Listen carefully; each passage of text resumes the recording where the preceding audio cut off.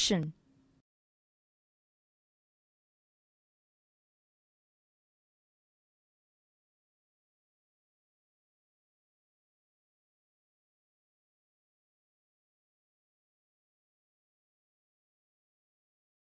Motion.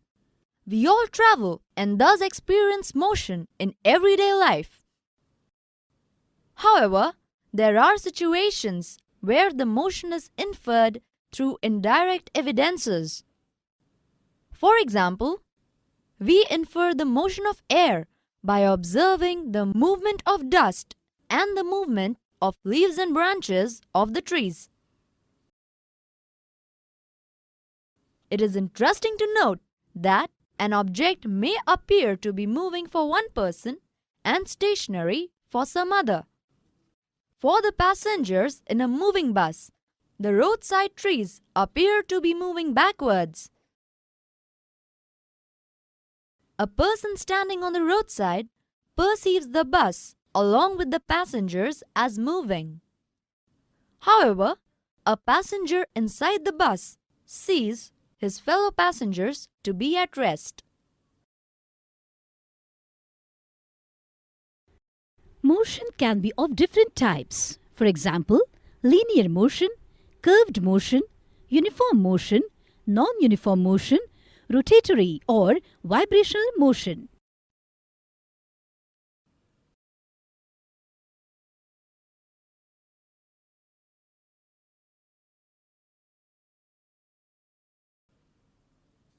Let us now try to describe the location of the object. Now, if you were to tell where your house is located, what is the best way to direct a person to your house?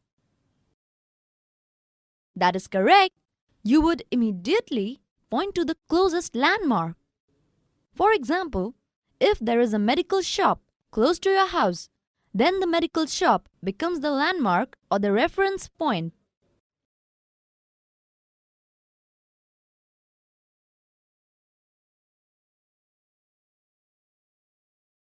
The simplest type of motion is the motion along a straight line. We shall first learn to describe this by an example.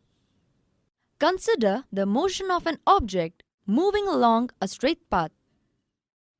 The ball starts its journey from O, which is treated as its reference point. Let A, B, and C represent the position of the object at different instances. At first, the object moves through C and B and reaches A. Then it moves back along the same path and reaches C through B. Total path length covered by the object is OA plus AC. That is 60 km plus 35 km. That is equal to 95 km. This is the distance covered by the object. To describe distance, we need to specify only the numerical value and not the direction of motion. Remember, here we did not specify the points lying to the left or the right or east or to the west. There are certain quantities which are described by specifying only the numerical values. The numerical value of a physical quantity is its magnitude. These are called the scalar quantities. The shortest distance measured from the initial to the final position of an object is known as the displacement. For motion of the object from O to A, the distance covered is 60 km and the magnitude of displacement is also 60 km. During its motion from O to A and back to B, the distance covered is equal to 60 km plus 25 km. That is equal to 85 km.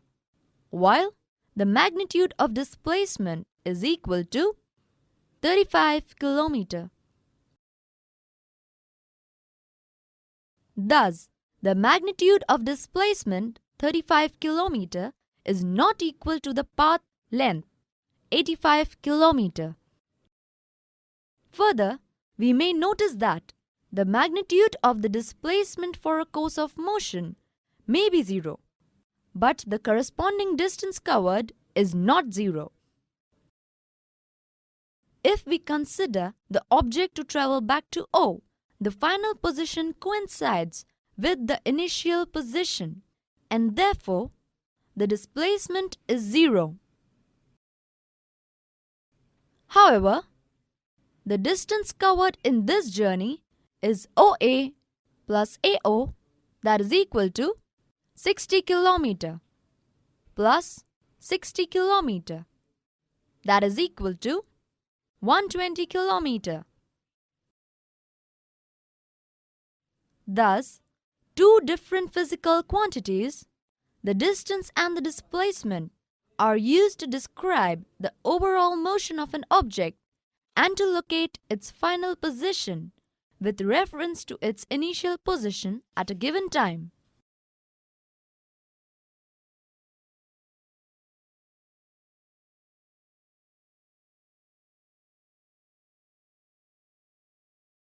Summary: motion is a change of position. It can be described in terms of the distance moved or the displacement. The motion of an object could be uniform or non-uniform, depending on whether its velocity is constant or changing. Hey, that is all in this subtopic, students. Let us learn about uniform motion and non-uniform motion in our next topic. Keep learning. Learning is fun.